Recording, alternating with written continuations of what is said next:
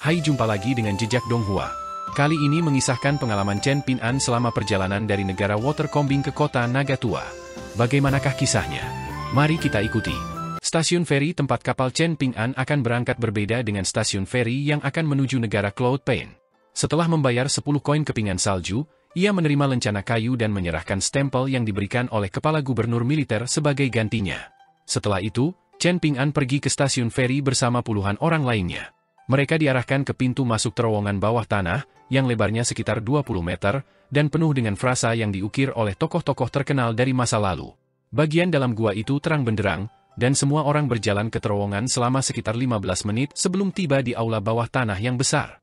Dinding batu di kedua sisi aula ditutupi dengan mural yang tampak seperti aslinya yang menggambarkan bidadari cantik yang mengenakan gaun indah dengan lengan panjang yang berkibar. Fitur wajah para wanita itu terlihat jelas, dan mereka semua sangat menggairahkan dan montok tetapi tidak termasuk yang gemuk. Berlabuh di stasiun feri terdapat Lo Chuan atau menara kapal 3 lantai dengan kepala naga di haluan dan ekor naga di buritan. Lo Chuan itu sangat besar, hampir menyaingi ukuran kapal perang kekaisaran, tetapi selain itu, tampaknya tidak berbeda dari kapal manusia biasa pada umumnya.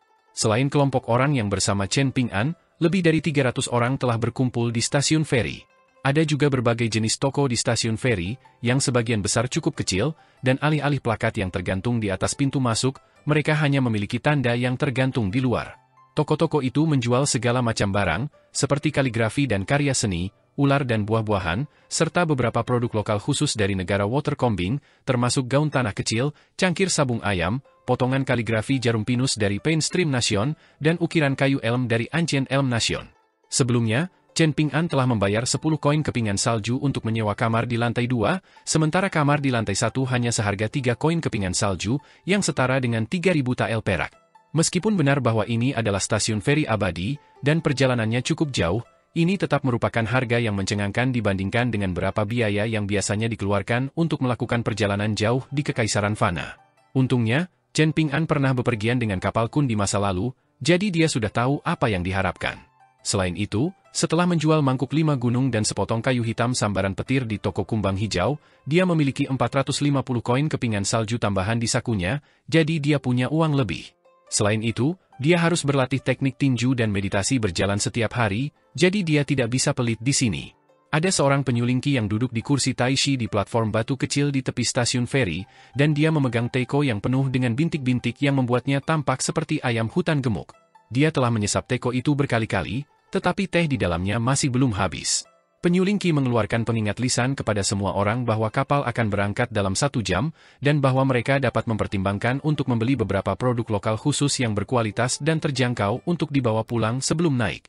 Dia kemudian menjelaskan secara rinci tentang gaun tanah dari negara pakaian berwarna-warni dan tanaman bonsai dari negara anggrek gunung, tanpa henti memuji saat dia dengan bersemangat mengiklankan kedua hal ini. Selain itu, dia juga secara khusus merekomendasikan 2 toko, menyebutkannya dengan nama. Benar saja, banyak penumpang kapal yang yakin untuk mengunjungi toko-toko tersebut, dan ini disambut dengan rasa iri atau jijik dari pemilik toko-toko lain, yang tidak memiliki dana yang diperlukan untuk merekrut layanan periklanan penyulingki. Chen Ping'an berdiri di antara kerumunan dalam diam, dan tiba-tiba teringat Liu Gaohua, putra pengawas prefektur Blue Share, serta cendekiawan roh pohon dari bangsa Elm kuno dan cawan sabung ayam yang mereka bawa saat itu. Ia mendengar bahwa cawan-cawan ini jauh lebih berharga di tempat lain, jadi ia juga membeli sepasang cawan sabung ayam seharga 1 koin kepingan salju. Setelah menyimpan kotak poplar yang berisi kedua cawan itu, ia membeli sekantong besar buah-buahan segar, yang ia bawa di tangannya. Berdiri di antara kerumunan orang, Chen Ping'an membawa sepasang sandal jerami di kakinya, sebuah kotak pedang dan kantong kain di punggungnya, dan sekantong penuh buah-buahan di tangannya. Ada banyak orang di stasiun feri, dan semuanya berdesakan cukup rapat, tetapi di sini masih jauh lebih sepi daripada di pasar-pasar prefektur. Semua orang kebanyakan menyendiri atau membentuk kelompok-kelompok kecil sambil mengobrol pelan satu sama lain. Hanya sedikit sekali orang yang bersuara, dan beberapa anak tidak mampu menahan kegembiraan kekanak-kanakan mereka, tetapi mereka semua ditemani oleh wali yang memegang tangan mereka erat-erat untuk mencegah mereka berlarian. Ketika menyangkut pemurniki yang bepergian, tidak ada dari mereka yang secara terbuka menunjukkan sekte atau kekuatan yang mereka miliki, dan mereka tentu tidak akan mengungkapkan basis kultivasi mereka yang sebenarnya. 5 tingkat bawah dan 5 tingkat tengah berjumlah total 10 tingkatan. Itu sudah ditetapkan, tetapi manusia tidak. Ajaran orang bijak menggambarkan manusia sebagai makhluk dengan sifat yang sama, tetapi kepribadian yang sangat berbeda. Pengejaran Dao besar adalah perjalanan yang sangat panjang. Siapa yang bisa memprediksi bagaimana kepribadian pemurni Qi akan berubah selama beberapa dekade, bahkan berabad-abad kultivasi?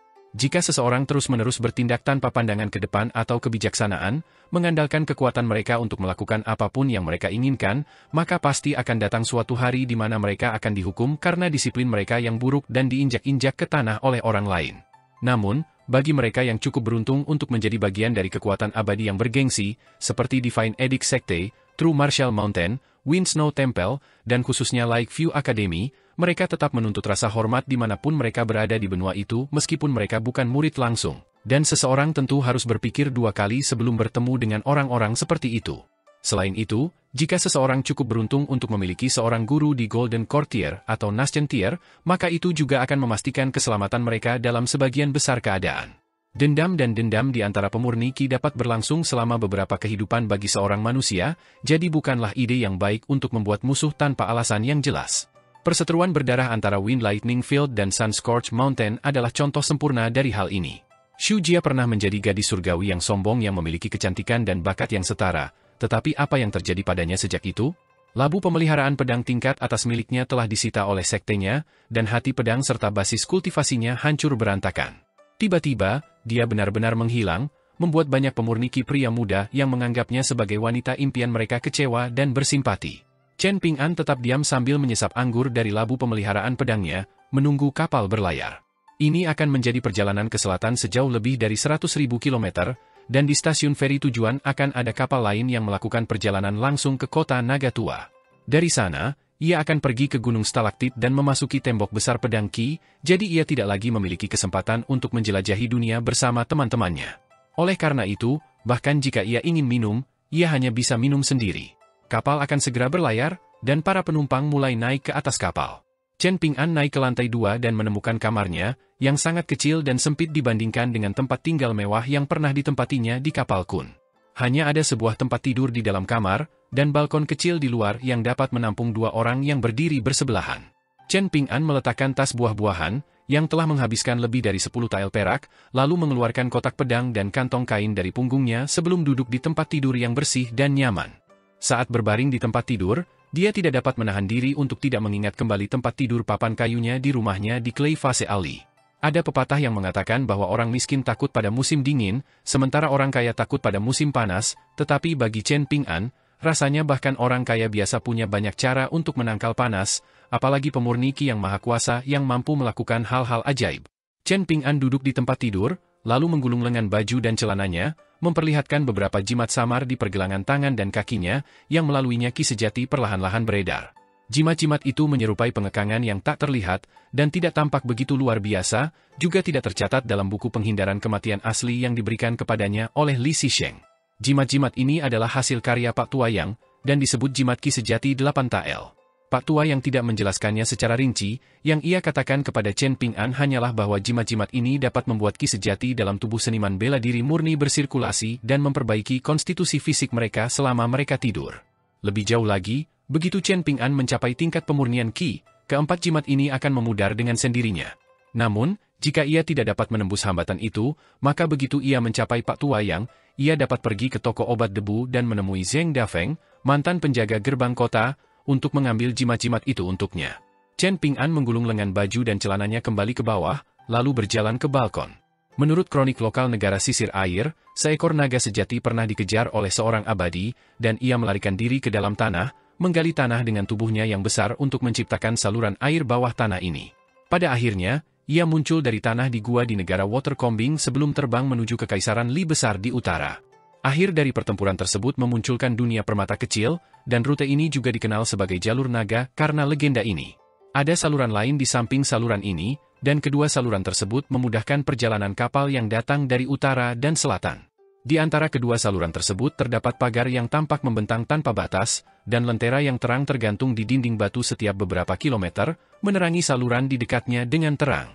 Namun, pada malam hari, semua lentera ini akan padam sehingga penumpang kapal dapat tidur tanpa terbangun oleh cahaya. Kamar-kamar di kedua sisi kamar Chen Ping'an cukup berisik. Peraturan stasiun feri untuk kamar-kamar di lantai 2 cukup longgar, dengan maksimal 5 orang diizinkan untuk tinggal di setiap kamar. Jika tidak ada cukup ruang untuk tidur di tempat tidur, maka mereka harus tidur di lantai. 10 koin kepingan salju adalah jumlah yang cukup besar, jadi tidak semua orang mampu memiliki kemewahan memiliki satu kamar untuk diri mereka sendiri. Jalan kultivasi bukanlah jalan yang mudah untuk ditempuh, terutama bagi para kultivator keliling, yang seringkali harus mengambil risiko besar untuk mendapatkan uang. Jika mereka tidak memiliki jalan pintas atau sumber pendapatan khusus, maka tidak berlebihan jika dikatakan bahwa mereka semua terus-menerus mempertaruhkan hidup mereka untuk mendapatkan dana guna mendukung kultivasi mereka, sehingga para kultivator pada umumnya adalah orang-orang yang sangat kikir. Kamar Chen Ping-an menghadap ke saluran air di sebelahnya, dan saat kapal berangkat dalam perjalanannya, ia menemukan banyak orang berdiri di dekat pagar di lantai pertama Lo Chuan, memegang pancing di tangan mereka. Mereka tidak menggunakan umpan, hanya melemparkan tali pancing langsung ke sungai bawah tanah di bawah sana dengan mata kail terbuka, dan pada dasarnya mereka mencoba mengaitkan ikan melalui keberuntungan dengan membiarkan kapal yang bergerak membawa kail mereka di sepanjang air. Kadang-kadang, ada beberapa ikan seukuran telapak tangan yang tersangkut, dan mereka diseret ke geladak sebelum dilemparkan begitu saja ke keranjang ikan. Setiap kali udang perak sepanjang jari tersangkut, maka nelayan akan selalu bereaksi dengan gembira. Ternyata, ini adalah makhluk yang sangat istimewa yang hanya ada di saluran bawah tanah ini, dan di Water Combing Nation, mereka disebut sebagai naga sungai, sementara di selatan, mereka disebut sebagai perak. Udang-udang ini mampu menyerap energi spiritual dari badan air, dan dianggap sebagai makanan lezat di kalangan pecinta kuliner. Udang muda panjangnya sekitar 1 cm, dan setelah sekitar 12 tahun, mereka dapat tumbuh hingga mencapai panjang jari. Baru setelah 100 tahun mereka akan mencapai panjang 2 jari, dan pada tahap itu, mereka akan tampak seolah-olah mengenakan baju zirah giok tembus pandang. Seekor naga sungai berusia seabad akan sangat lezat dan penuh dengan energi spiritual yang melimpah, dapat dijual dengan harga yang sangat tinggi, yaitu setengah koin kepingan salju di selatan. Jika seorang penumpang dapat menangkap naga sungai berusia 6 abad, maka ongkos kapal mereka akan ditanggung. Ini bukan hanya cara untuk menghasilkan uang, tetapi juga dapat membantu seseorang menghabiskan waktu, jadi mengapa mereka tidak mencoba memancing? Satu-satunya masalah adalah naga sungai sepanjang jari relatif mudah untuk dipancing, tetapi menangkap spesimen sepanjang 2 jari atau lebih sebagian besar tergantung pada keberuntungan. Saluran sungai ini telah ada selama lebih dari 1000 tahun, dan konon seseorang pernah menangkap naga sungai sepanjang 3 kaki. Naga sungai itu memiliki sepasang antena emas, dan itu merupakan tangkapan yang luar biasa. Pada akhirnya, naga itu dijual kepada penguasa kota Naga Tua, tetapi sayangnya, tidak pernah diungkapkan berapa harga yang ia bayar untuk naga itu. Chen Ping-an selalu menjadi pemancing yang rajin, jadi ia secara alami tertarik dengan apa yang dilihatnya, dan ia meletakkan dagunya di pagar lantai 2, menatap orang-orang yang memancing di lantai pertama untuk waktu yang lama. Saat melakukannya, dia berpikir dalam hati bahwa pasti ada pancing yang dijual di kapal, tetapi dia tidak tahu berapa harganya. Jika dia bisa membeli satu dengan 1 atau 2 koin kepingan salju, maka dia akan bersemangat untuk mencoba peruntungannya juga saat dia tidak berlatih teknik tinjunya. Setelah kembali ke kamarnya, Chen Ping-an memakan beberapa buah yang dibelinya sebelumnya, yang masih segar, tetapi sama sekali tidak mengandung energi spiritual. Sambil melakukannya, ia mulai merencanakan latihan teknik tinjunya. Perjalanan itu akan memakan waktu 2 bulan, dan di sepanjang jalan, kapal akan berhenti di stasiun feri di negara lain untuk perbaikan dan persediaan. Itu akan menambah 4 atau 5 hari perjalanan. Kapal ini jauh lebih lambat daripada kapal Kun, tetapi itu sudah bisa diduga, mengingat kapal Kun adalah kapal penyeberangan benua milik Gunung Upacara, sekte utama benua bulu lengkap. Menurut perkiraan Chen Ping-an, ia akan menghabiskan sekitar 5 atau 6 jam sehari untuk tidur, makan, dan tugas-tugas kasar lainnya, yang menyisakan sekitar 18 jam sehari untuk latihan teknik tinju. Sekarang setelah ia mempercepat latihan teknik tinjunya, ia memiliki keuntungan yang signifikan dibandingkan dirinya di masa lalu, dan ia akan mampu berlatih meditasi berjalan 6 langkahnya sekitar 3.600 kali sehari. Selama 2 bulan, itu setara dengan lebih dari 200.000 pengulangan. Kedengarannya seperti kalkulasi matematika sederhana, tetapi bagi praktisi teknik tinju berpengalaman seperti Chen Ping-an, dia tahu bahwa mempraktikannya akan sangat sulit. Bahkan dengan ketabahan mentalnya yang luar biasa, dia merasa ini akan menjadi tugas yang sangat berat. Di masa lalu, terlepas dari apakah dia bepergian ke negara Sui besar atau ke selatan ke negara sisir air, dia selalu melewati semua jenis pemandangan yang beragam. Namun, di kapal ini, dia terkurung di ruangan kecil ini, dan kemonotonan mengulang gerakan yang sama selama 20 jam sehari dalam suasana yang hambar seperti itu sudah cukup untuk membuat siapapun gila. Yang terpenting, jenis siksaan ini sama sekali berbeda dari siksaan yang dideritanya saat berlatih teknik tinju di bawah kakek Cui Chen. Yang terakhir adalah ujian kemampuan untuk menahan rasa sakit yang luar biasa dalam waktu singkat, sementara yang pertama tampak jauh lebih santai dan menenangkan, yang tidak lebih dari sekadar latihan teknik tinju santai, tetapi itu adalah jenis latihan lambat yang berbeda yang akan terus-menerus menggerogoti kewarasannya.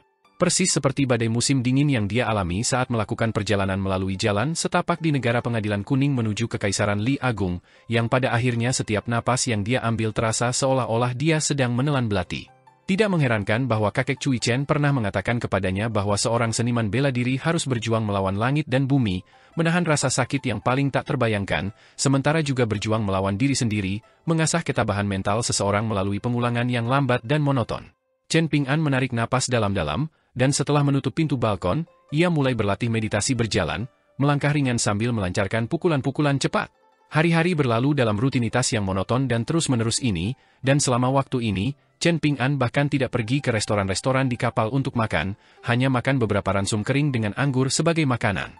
Dengan datangnya musim panas, meskipun cukup dingin di saluran bawah tanah, Chen Ping'an masih berkeringat deras setiap hari. Ia memulai meditasi berjalannya dari pintu kamarnya, dan ia berhenti tepat di tepi pintu kayu yang mengarah ke balkon.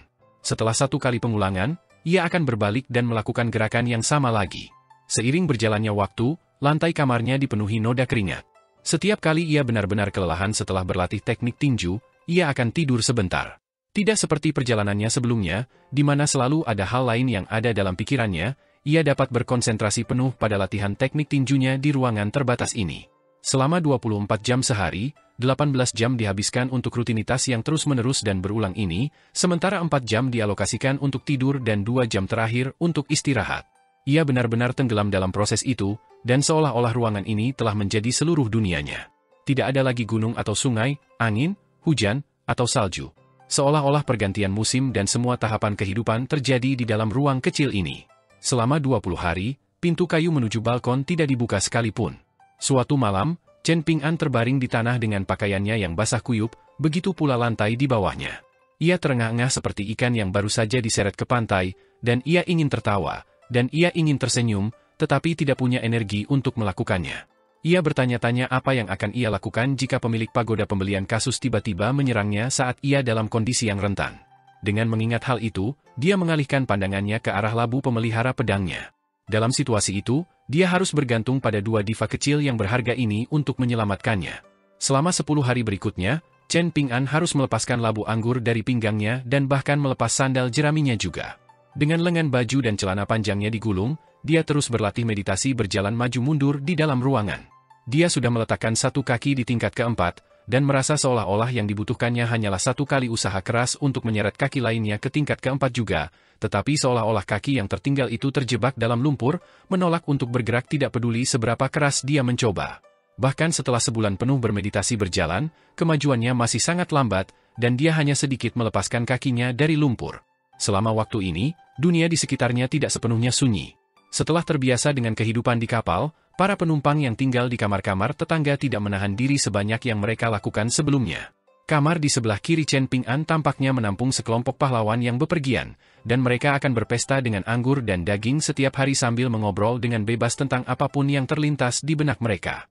Namun, mereka kebanyakan berbicara dalam dialek resmi negara lain, dan sangat jarang beberapa kalimat yang diucapkan dalam dialek resmi benua botol berharga timur muncul. Pada waktu-waktu tertentu sepanjang hari, Chen Ping'an akan tersadar dari kondisi mendalam dan mendalamnya, dan pada saat-saat seperti itu, suara apapun yang didengarnya akan bergemuruh seperti guntur di telinganya, sehingga ia menjadi sangat gelisah mendengar suara percakapan riuh yang terdengar di sebelah kirinya. Adapun penumpang yang menginap di kamar sebelah kanannya, mereka tampak seperti sekelompok orang abadi dari sekte kultivasi kecil, dan relatif tenang dibandingkan dengan mereka yang menginap di kamar sebelah kiri. Namun, kultivasi mereka mengharuskan mereka untuk melafalkan ajaran sekte mereka 2 kali sehari, sekali di pagi hari, dan sekali di malam hari. Kedap suara di antara kamar agak kurang, dan mereka menggunakan teknik pernapasan tertentu, jadi itu juga menjadi sumber frustrasi bagi Chen Ping'an. Semua ini masih bisa ditanggung, tetapi ada hal lain yang terjadi sesekali, dan membuat Chen Ping'an merasa agak jengkel. Semua orang yang tinggal di lantai 3 kapal itu cukup kaya, dan seiring berjalannya waktu, Chen Ping'an menyadari bahwa ada sepasang suami istri yang tinggal di kamar tepat di atas kamarnya. Mereka adalah pasangan yang sangat mesra, dan Chen Ping'an sering mendengar suara ranjang mereka berderit melalui lantai. Selain itu, wanita itu tampaknya tidak dapat menahan diri, dan dia terus-menerus menangis, mengikuti derit ranjang, terdengar seolah-olah dia menderita sakit yang luar biasa di tangan pasangannya. Hal ini membuat Chen Ping'an cukup bingung.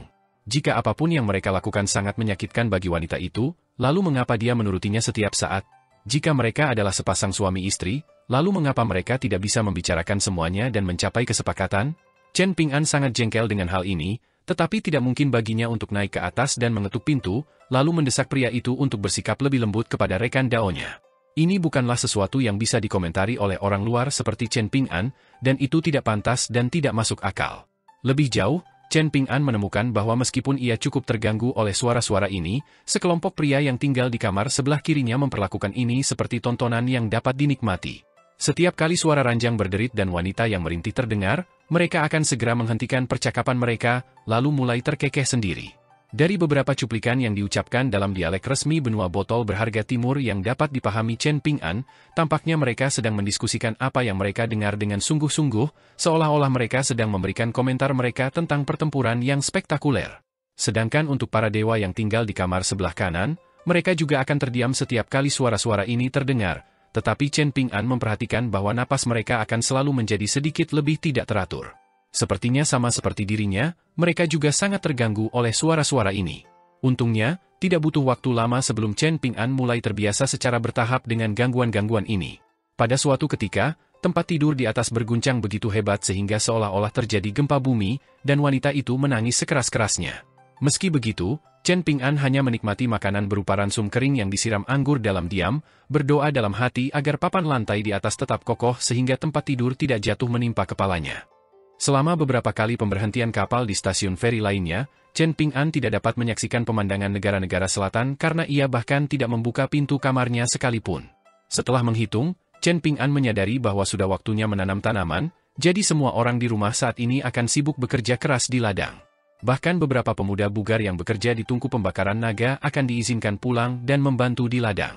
Dulu ketika Pak Tua Yao masih bekerja sebagai pengawas tungku pembakaran naga, dia selalu sangat toleran dalam hal-hal seperti ini meskipun dia pemarah dan suka berkata pedas. Tungku pembakaran lain biasanya hanya mengizinkan 3 hari istirahat untuk panen, tetapi Pak Tua Yao selalu memberi 4 atau 5 hari. Sayangnya, bagi orang-orang seperti Liu Xianyang dan Chen Ping'an, yang tidak memiliki tanah pertanian yang diwariskan kepada mereka, mereka harus bekerja keras selama waktu ini karena tidak ada rekan kerja, jadi mereka selalu berakhir lebih lelah daripada orang-orang yang bekerja keras di ladang. Setelah berlatih teknik tinjunya selama sebulan penuh, Chen Ping'an telah menyelesaikan lebih dari 100.000 kali pengulangan tanpa menyadarinya. Yang paling menarik baginya saat ini adalah mencari tahu berapa banyak nelayan di kapal yang berhasil menangkap naga sungai yang berharga itu yang panjangnya 2 jari atau lebih. Suatu hari, saat Chen Ping'an sedang beristirahat dari latihan teknik tinjunya sekitar tengah hari, ia tiba-tiba menyadari bahwa meskipun ia masih memiliki anggur yang tersisa di labu pemeliharaan pedangnya, ia kehabisan ransum kering.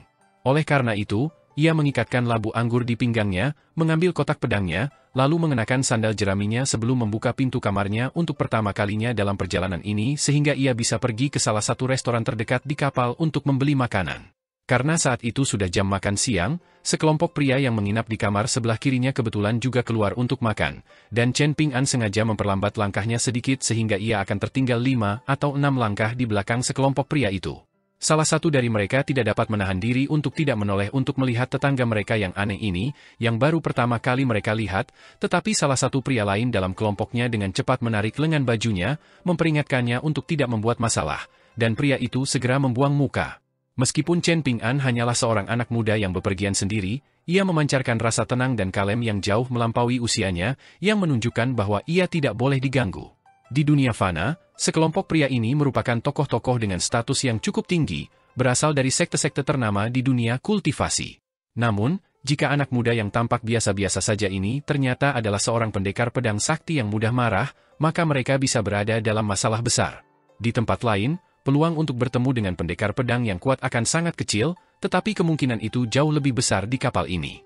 Terkadang, berada di tempat yang salah pada waktu yang salah saja sudah cukup untuk membuat seseorang terbunuh. Jika mereka berada di sisi yang buruk dari seorang kultivator yang kuat, maka mereka tidak akan bisa lolos dari pukulan, atau lebih buruk lagi. Salah satu dari mereka pernah menyaksikan seorang pendekar pedang beraksi dari jauh. Pendekar pedang muda itu baru berusia sekitar 20 tahun, Tetapi setelah memanggil pedang terbangnya yang terikat, dia benar-benar pemandangan yang luar biasa untuk dilihat, mengiris semua lawannya seolah-olah dia tidak menebang apapun kecuali berkas gandum. Dia telah menghadapi beberapa seniman bela diri yang sangat terkenal saat itu, mereka yang menyatakan bahwa mereka memiliki tubuh yang tidak dapat dihancurkan yang mampu menahan bahkan bilah yang paling tajam, tetapi dalam sekejap mata, mereka semua telah tewas dengan lubang yang tertusuk di kepala mereka. Pemurni Ki rata-rata belum tentu menjadi ancaman. Misalnya, mereka yang mengikuti 100 aliran pemikiran belum tentu ahli dalam pertempuran, tetapi memprovokasi seorang pendekar pedang, khususnya yang memiliki pedang terbang terikat, tidak ada bedanya dengan mencari kematian. Perjalanan ke restoran berjalan lancar dan tanpa kejadian, dan Chen Ping-an membeli beberapa kilogram biskuit kering dari pelayan di restoran yang penuh sesak itu, lalu kembali ke kamarnya. Setelah menutup pintu, ia membuka pintu balkonnya dan mulai menikmati biskuit kering dan anggur sambil berdiri di luar. Masih ada beberapa nelayan di lantai pertama Lo Chuan, tetapi bahkan setelah mengamati mereka selama sekitar setengah jam sambil menikmati makanannya, Chen Ping-an hanya melihat beberapa ikan biasa yang ditangkap. Bahkan tidak ada satupun anak naga sungai yang berhasil ditangkap. Tiba-tiba, Chen Ping-an teringat suatu kejadian ketika dia dan Cui Chen berada di puncak gunung yang tinggi. Cui Chen sangat bosan, jadi dia memutuskan untuk mengikuti Chen Ping-an dalam berlatih meditasi berdiri. Saat melakukan ini, dia memberitahu Chen Ping-an bahwa ada tanah terberkati yang luar biasa di bawah langit, dan tanah itu sangat istimewa karena terhubung ke dunia kecil lainnya, sehingga membuatnya unik dari semua tanah terberkati lainnya. Sekte Dekrit Ilahi dari bangsa aliran selatan benua botol berharga timur memiliki tanah terberkati tersendiri, tanah terberkati kolam jernih. Tanah terberkati agak mirip dengan negara-negara cabang, kecuali tanah itu lebih besar dan independen. Selain itu, hukum Dao surgawi di dalamnya juga bervariasi, dan mereka seringkali mampu menghasilkan sumber daya yang melimpah yang dapat terus dipanen oleh sekte abadi yang besar. Sebagai hasil dari sumber daya yang melimpah ini, banyak tokoh luar biasa sering berasal dari tanah yang diberkati ini, dan para keajaiban ini umumnya diambil oleh negara-negara atau sekte yang memiliki tanah yang diberkati itu, dengan demikian semakin memperkuat kekuatan mereka.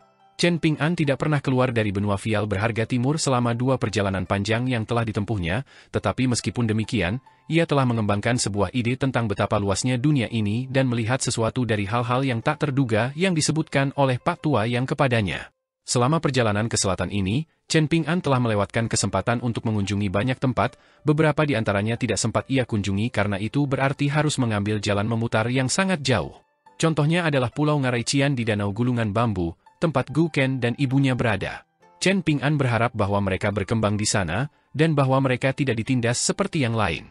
Bahkan lebih dari itu, ia berharap bahwa begitu Gu Ken menjadi pemurni Qi, ia tidak akan menjadi seperti Funan Hua, yang menindas mereka yang lebih lemah darinya. Adapun beberapa tempat lain, tempat-tempat itu tidak cocok untuk dikunjunginya, seperti Gunung Sun Scorch, tempat kera pemindah gunung berada, kota angin ringan, tempat klan Su bermarkas, dan Gunung Bela Diri Sejati, tempat Ma Kuksuan tinggal. Tidak seorang pun akan mendengarkannya di tempat-tempat itu, dan dia juga tidak cukup kuat untuk menghantamkan penalarannya kepada orang-orang di sana dengan tinjunya. Tanpa perlindungan dari Tuan Qi dan Tuan Ruan, dia akan diinjak-injak sampai mati seperti semut, dan dia sangat menyadari hal ini. Saat mengunjungi restoran untuk membeli perbekalan, Chen Ping-an mendengar bahwa kapal akan berhenti di stasiun feri selama setengah hari keesokan harinya. Hal itu memberi kesempatan kepada penumpang untuk turun dari kapal untuk melihat pemandangan, dan ada tempat pemandangan terkenal di dekat stasiun feri yang disebut Kolam Kuno. Dia berganti pakaian bersih, lalu melangkah ke balkon di luar dengan sepatu yang dilepas. Sangat jarang kapal begitu sunyi, dan melihat tidak ada orang lain di sekitar, Chen Ping-an dengan lembut melompat ke pagar, lalu duduk di atasnya sambil mulai minum dari labu anggurnya sambil menghadap ke saluran sungai di sebelahnya. Dia minum tanpa ada pikiran yang terlintas di benaknya, dan tak lama kemudian, dia menyadari bahwa dia telah kehabisan anggur. Labu pemeliharaan pedang telah diisi dengan hampir 10 liter anggur berkualitas yang diseduh oleh villa air pedang, tetapi sebagian telah diminum oleh Xu Yuanxia dan Zhang Xianfeng. Sisa anggur hanya mampu bertahan selama 2 bulan terakhir karena Chen Ping-an minum dengan sangat sedikit. Dia mengocok labu anggur dengan kuat, tetapi benar-benar tidak ada yang tersisa. Akan tetapi, ia tidak menyerah, mengangkat labu anggur tinggi-tinggi dan mendongakkan kepalanya, berusaha memeras anggur itu keluar beberapa tetes saja, tetapi tidak ada satu tetes pun yang tersisa.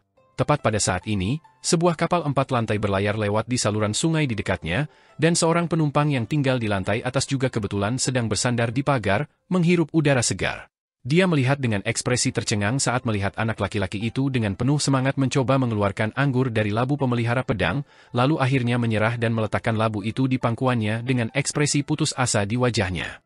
Dia merasa seolah-olah anak laki-laki ini pasti telah minum begitu banyak anggur sehingga dia menjadi bodoh karena mabuk. Dengan mengingat hal itu, dia memutuskan untuk mengerjainya sedikit, mengangkat botol anggur giok hijau yang dipegangnya sambil berteriak, "Kesini, pemabuk kecil! Aku punya anggur di sini. Kamu boleh meminumnya jika kamu mau." Chen Ping'an mengalihkan pandangannya ke arah wanita muda itu dalam diam.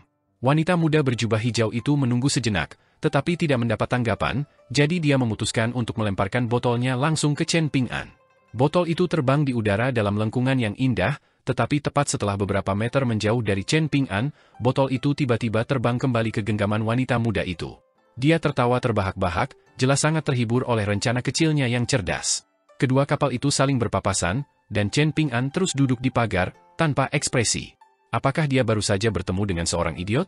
Setelah meletakkan kembali labu pemelihara pedang di pinggangnya, dia melompat kembali ke balkon, lalu kembali ke kamarnya untuk melanjutkan latihan teknik tinjunya. Untuk pertama kalinya dalam perjalanan ini, Chen Ping'an pergi ke restoran di tengah malam untuk membeli anggur, tetapi restoran itu sudah tutup untuk hari itu, jadi dia hanya bisa kembali ke kamarnya dan melanjutkan latihannya. Pada hari-hari berikutnya, perjalanan di sepanjang saluran naga perlahan-lahan berakhir, dan kapal dengan cepat mendekati ujung selatan saluran tersebut. Setelah menyelesaikan targetnya sebanyak 200.000 kali, Chen Ping'an tidak lagi seketat dan sekeras itu dalam latihan teknik tinjunya, melainkan mengambil pendekatan yang lebih santai. Sehari setelah usahanya yang gagal untuk membeli anggur, ia keluar pada siang hari untuk membeli 3 toples anggur dari restoran, yang dapat ia gunakan untuk mengisi labu pemeliharaan pedangnya. Anggur itu sangat mahal, dan meskipun rasanya lumayan, rasanya tidak sebagus minuman keras dari Sword Water Villa. Chen Ping'an melepaskan 2 jimat yang direkatkan ke dinding, yang keduanya terbuat dari kertas jimat biru biasa.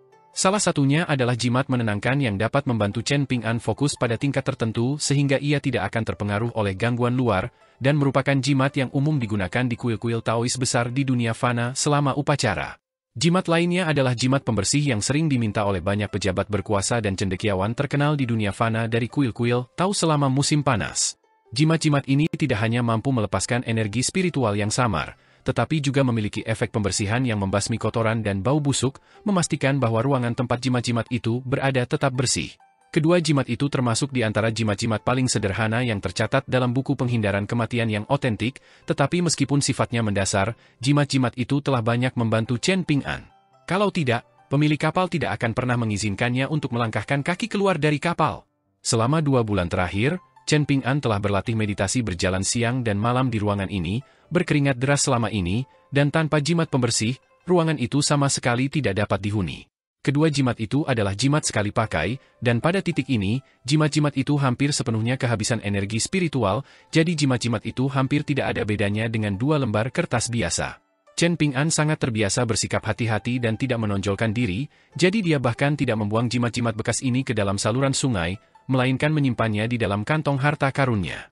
Keduanya merupakan kontributor utama untuk 200.000 pengulangannya, jadi dia tidak bisa begitu saja membuangnya.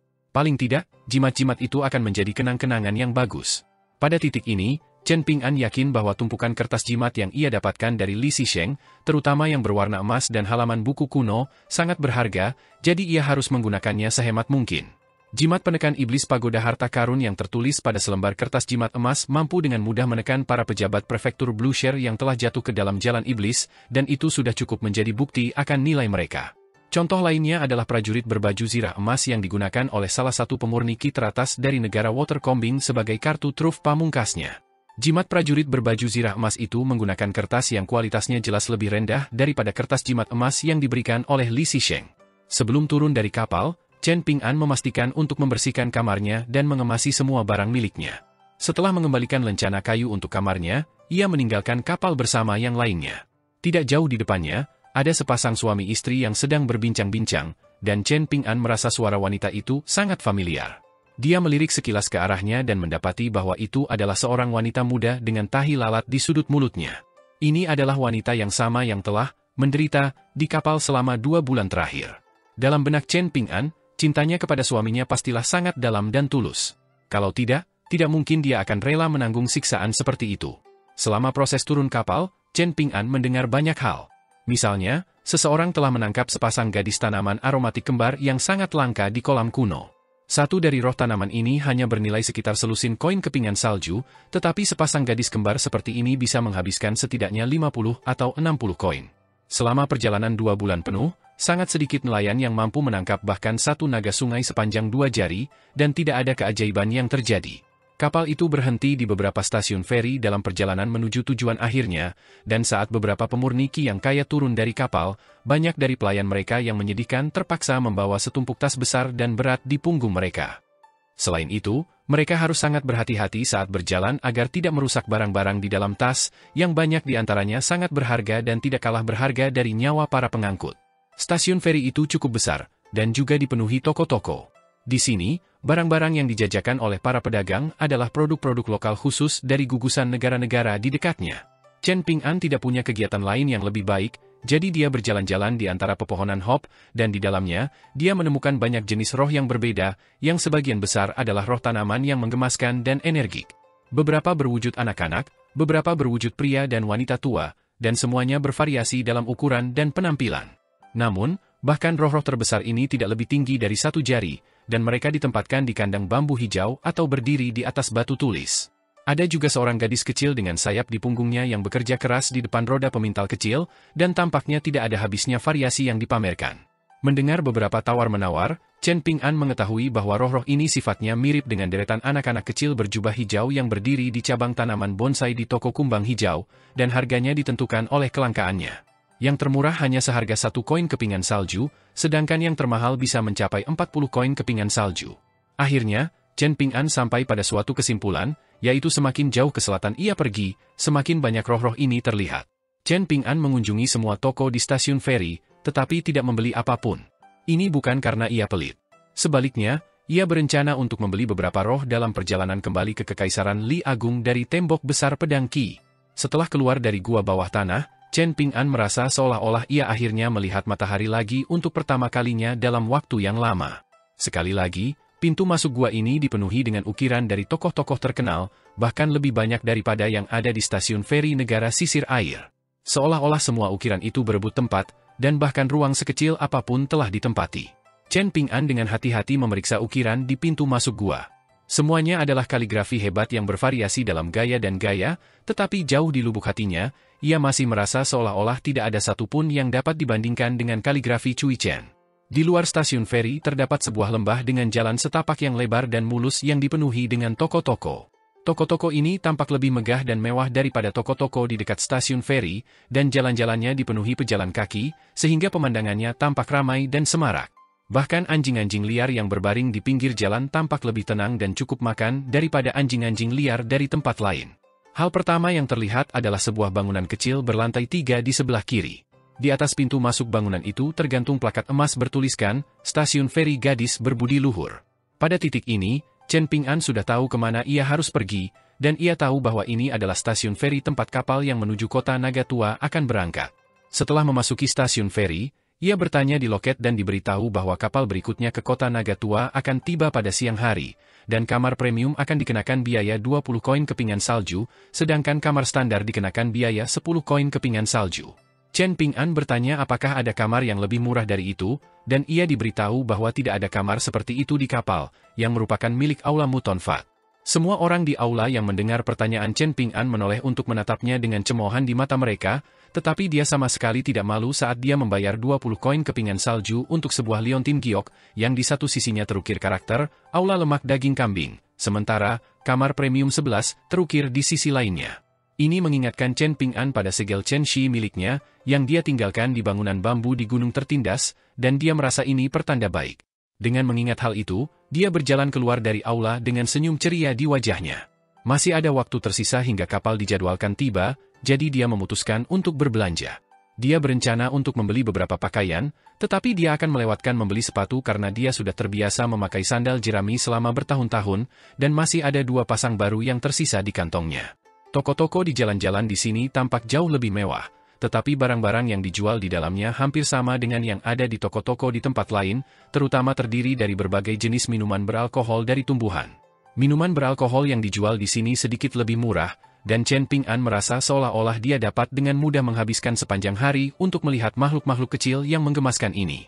Namun, fakta bahwa dia hanya melihat-lihat tanpa melakukan pembelian apapun membuatnya menjadi sosok yang agak tidak populer di mata para pemilik toko. Chen Ping'an mengunjungi toko-toko satu demi satu dengan santai, dan tak lama kemudian, dia tiba di sebuah toko yang sangat mewah. Dia berhenti di luar pintu masuk dengan ekspresi agak bingung di wajahnya. Ternyata, ada layar yang tingginya kira-kira sama dengan tinggi seorang pria dewasa, dan di layar itu tergambar-gambar seorang wanita dengan pedang panjang di punggungnya dan labu ungu keemasan tergantung di pinggangnya. Dia berdiri di atas tebing, menatap lautan awan sementara gaunnya yang anggun berkibar lembut tertiup angin, membuatnya tampak seperti bidadari yang murni dan tak ternoda. Ini tampaknya merupakan karya seni yang mirip dengan lukisan pemandangan di kapal Kun. Beberapa orang berdiri di depan layar, mendiskusikan wajah wanita muda di sana dengan nada gembira. Belum lama ini, Celestial Maiden Shu adalah salah satu wanita yang paling dicari di bawah langit, memiliki harga diri, kecantikan, dan bakat yang setara, namun dia telah mengalami kejatuhan yang dramatis sebagai akibat dari perseteruan lama antara Wind Lightning Field dan Sun Scorch Mountain. Satu-satunya saat dia pernah mengenakan pakaian di luar pakaian sektenya adalah ketika dia bertarung melawan kekuatan jahat bersama pendiri toko ini. Pada saat itu, dia mengenakan gaun yang persis seperti ini, dan setelah pertempuran itu, gaya gaun ini telah menggemparkan seluruh benua botol harta karun timur, dengan banyak sekali kultivator wanita dan gadis muda kaya yang bersedia membuang uang mereka pada penjahit manapun yang mampu menjahit gaun seperti itu. Betapa menggelikannya bahwa toko ini masih tidak mau melepas layar ini. Jika Shu Jia melihatnya sendiri, saya pikir dia akan sangat malu sampai dia menggali lubang untuk dirinya sendiri dan merangkak ke dalamnya, seorang wanita muda mengejek. Di antara kerumunan itu ada seorang pemurni Qi muda yang telah menjadi pengagum Shu Jia selama bertahun-tahun, dan dia telah mengendalikan emosinya selama ini, tetapi akhirnya tidak dapat menahan amarahnya lebih lama lagi. Tidak peduli apa yang telah terjadi pada gadis surgawi Shu, dia tetaplah seorang abadi yang murni dan murni. Tidak seorang pun dari kalian berhak menjelek-jelekannya. Mari kita lihat kalian mengatakan hal yang sama di hadapannya. Seorang pria parubaya membalas dengan seringai licik, sebelum hati Dao Shu Jia benar-benar dilenyapkan oleh murid Li Tuanjing itu, aku akan dengan senang hati menjilati bagian bawah sepatunya, tetapi sekarang, aku tidak bermaksud menyombongkan diri, tetapi jika dia muncul di hadapanku sekarang, aku akan memiliki keberanian untuk meremas pipinya dan melingkarkan lenganku di pinggangnya, dan betapa lembut dan lenturnya pinggang itu. Penyuling Qi muda itu sangat marah hingga tubuhnya mulai gemetar, dan dia berteriak, siapa yang mungkin melahirkan seseorang yang sekeji dan menjijikan sepertimu? Siapa? Orang tuaku, tentu saja, jawab pria itu dengan sikap yang sama sekali tidak tahu malu. Para kultivator muda itu mengepalkan tinjunya erat-erat karena marah saat dia menatap tajam ke arah pria parubaya itu. Senyum licik pria itu semakin lebar saat dia memprovokasi. Apa? Kamu ingin memukulku sampai mati? Lakukan saja. Jika kamu membunuh seseorang di sini, kamu tidak hanya akan dihukum, sekte kamu juga akan dimintai pertanggungjawaban. Jika kamu benar-benar mengagumi Shu Jia sebanyak itu, maka tentu saja itu harga yang kecil untuk kamu bayar. Jika kamu tidak memukuliku sampai mati, maka aku akan meraba-raba gadis surgawi Shu Jia di layar itu sepuasnya. Pria parubaya itu menjulurkan kepalanya saat dia berbicara, menantang kultivator muda itu untuk memukulnya, dan yang terakhir hanya bisa pergi dengan ekspresi kempes. Pria itu langsung tertawa mengejek. Dasar bocah kecil yang menyedihkan. Jangan bicara sembarangan kalau tidak bisa membuktikannya. Hei, jangan pergi. Lihat, aku sedang meraba Shu Jia sekarang. Oh, pipinya sangat lembut dan halus. Dia gadis kecil yang cantik, gadis surgawi Shu pantatku. Dia tidak lebih dari seorang gadis kecil yang menyedihkan dengan hati pedangnya yang hancur. Lain kali kau melihatnya mungkin dia ada di rumah bordil. Kultivator muda itu segera pergi, tidak ingin mendengarkan ejekan pria itu lagi. Chen Ping'an tidak menghiraukan pertengkaran di luar saat ia berjalan masuk ke toko, lalu membeli 2 set pakaian paling biasa seharga 30 tael perak. Ini sebenarnya adalah toko terkenal yang sangat sukses di wilayah selatan benua botol berharga timur, dan hanya satu dari ratusan cabang toko tersebut. Meski begitu, hanya perlu pandangan sekilas bagi seorang pemula seperti Chen Ping'an untuk memastikan bahwa barang dagangan paling berharga di toko itu, jubah tertentu, memiliki sifat pertahanan yang tidak kalah dengan baju zirah pembawa embun ilahi milik Chu Hao. Bahkan setelah Chen Ping'an keluar dari toko, pria itu masih ada di sana. Sekelompok pengamat baru telah berkumpul di sekelilingnya, di antaranya ada pria dan wanita, dan mereka berdiri di depan layar. Sebagian besar pria memiliki tatapan mata yang sendu, sementara para wanita sangat senang melihat kejatuhan Shu Jia, sehingga menciptakan kontras yang cukup mencolok dalam sikap. Pria parubaya itu kembali mengulang omongannya, dan mendengarnya berbicara tentang Shu Jia dengan cara yang vulgar merupakan pengalaman yang sangat melegakan bagi semua wanita yang iri yang berkumpul di sekitarnya. Meskipun mereka tahu bahwa dia bajingan, setelah mengetahui bahwa dia adalah penjaga toko di toko sebelah, mereka tetap menyarankan teman-teman pria mereka untuk mengunjungi toko itu. Chen Ping'an tidak menghiraukan pertengkaran di luar saat ia berjalan masuk ke toko, lalu membeli 2 set pakaian paling biasa seharga 30 tael perak. Ini sebenarnya adalah toko terkenal yang sangat sukses di wilayah selatan benua botol berharga timur, dan hanya satu dari ratusan cabang toko tersebut. Meski begitu, hanya perlu melihat sekilas bagi seorang pemula seperti Chen Ping'an untuk memastikan bahwa barang dagangan paling berharga di toko itu, jubah tertentu, memiliki sifat pertahanan yang tidak kalah dengan baju zirah pembawa embun ilahi milik Chu Hao. Bahkan setelah Chen Ping'an keluar dari toko, pria itu masih ada di sana. Sekelompok pengamat baru berkumpul di sekeliling, di antaranya ada pria dan wanita, dan mereka berdiri di depan layar. Sebagian besar pria memiliki mata yang sendu, sementara para wanita sangat senang melihat kejatuhan Su Jia, sehingga menciptakan kontras yang cukup mencolok dalam sikap. Pria paruh baya itu kembali mengulangi omongannya, dan mendengarkan tentang berbicara Su Jia dengan cara yang vulgar merupakan pengalaman yang sangat melegakan bagi semua wanita yang iri yang berkumpul di sekitarnya. Meskipun mereka tahu bahwa dia bajingan, setelah mengetahui bahwa dia adalah penjaga toko di sebelah, mereka tetap menyarankan teman-teman pria mereka untuk mengunjungi toko itu. Pria itu menjadi semakin bersemangat, dan semakin berani karena dukungan tidak langsung yang diterimanya dari para wanita ini. Dia berjalan ke layar, lalu melambaikan tangannya ke depan dan belakang untuk berpura-pura menampar wajah Su Jia yang tampak hidup di atasnya sambil terus melontarkan lebih banyak hinaan padanya. Chen Ping'an tidak bisa tidak memikirkan bagaimana Liu Baqiao kembali ke kota kecil itu saat berbicara tentang Su Jia. Dari semua orang luar yang memasuki dunia permata kecil untuk mencari peluang dan harta karun, Liu Baqiao adalah satu dari sedikit orang yang meninggalkan kesan positif pada Chen Ping'an. Hal yang paling menyentuh hati Chen Ping'an tentang Liu Baqiao bukanlah statusnya sebagai pendekar pedang hebat dari Wind Lightning Field, juga bukan kebanggaan maskulin yang selalu dia tunjukkan saat berbicara tentang bagaimana suatu hari nanti, dia akan membuat Su Jia menikah dengannya atas kemauannya sendiri.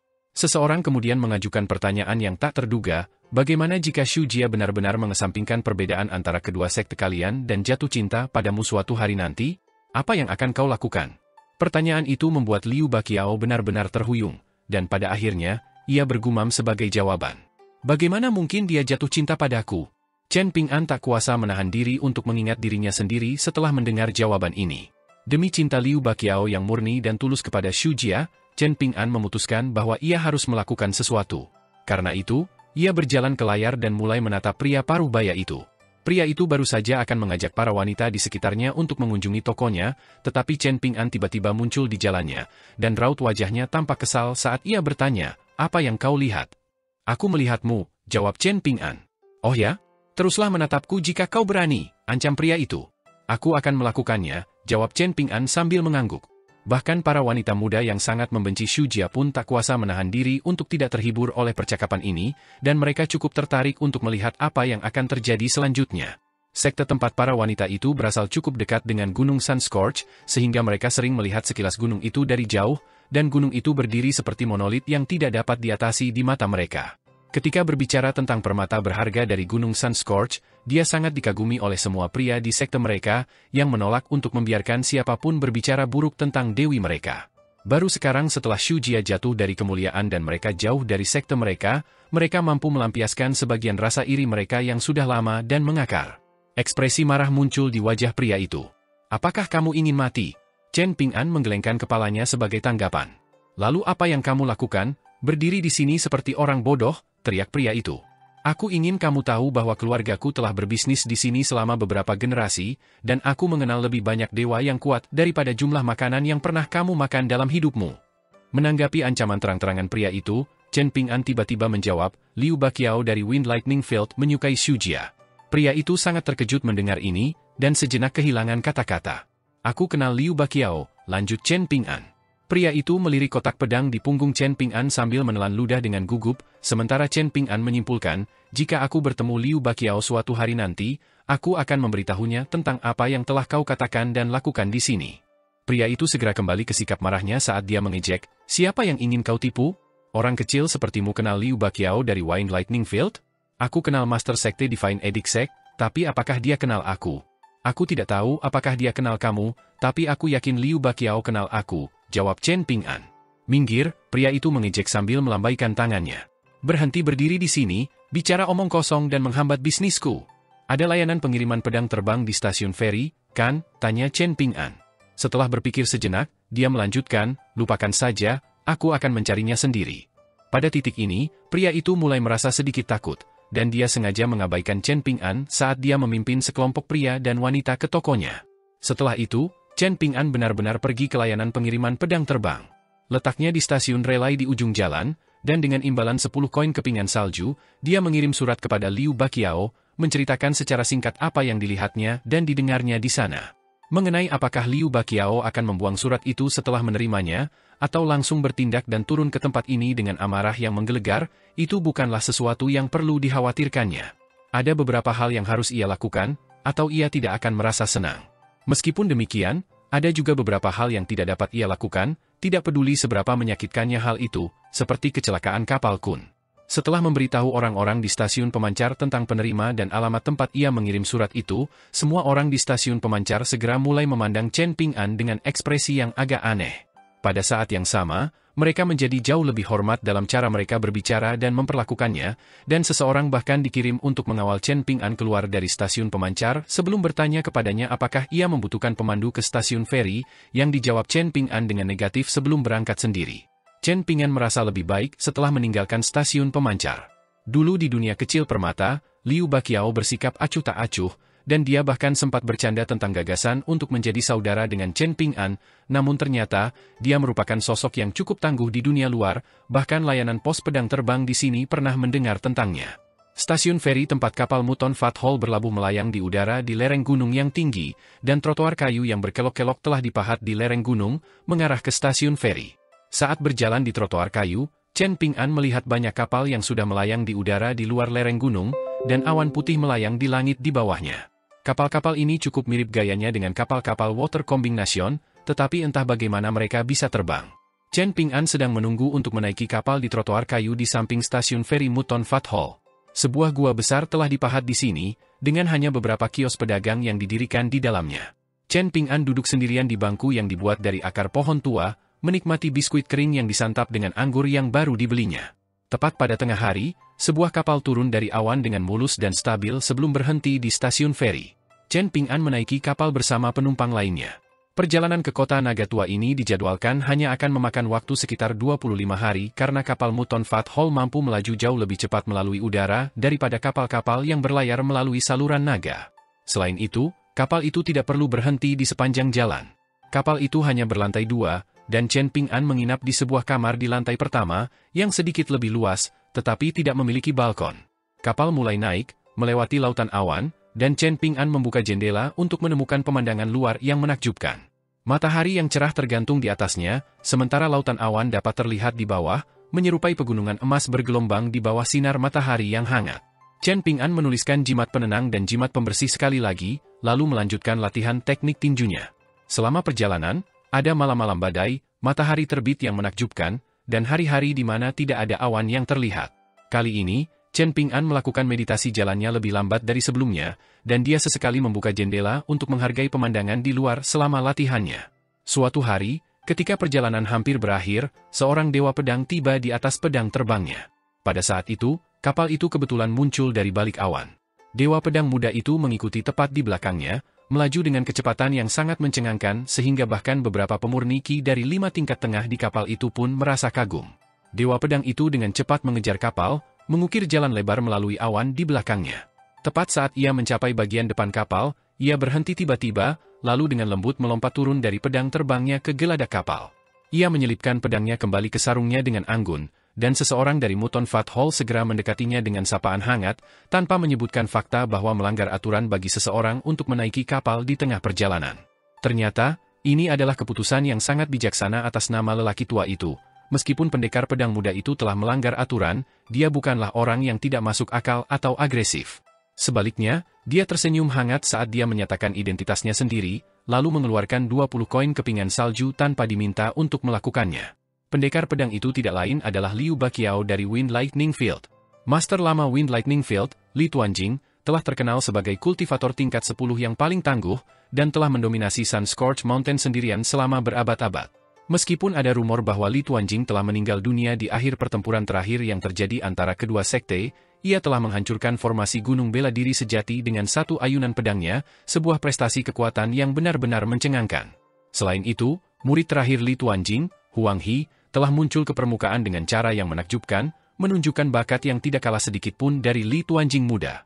Xu Jia dari Gunung Sunscorch bukanlah tandingannya, dan adegan di mana Huang He menginjak labu pemelihara pedangnya saat ia terbaring tak sadarkan diri di kakinya adalah salah satu yang telah terukir dalam ingatan setiap orang yang hadir saat itu. Setelah Huang He mengambil alih sebagai penguasa medan petir angin, Liu Baqiao juga dapat dengan mudah membuat terobosan. Bahkan, dikatakan bahwa kemajuannya begitu cepat sehingga ia hampir menembus 2 tingkatan secara berurutan.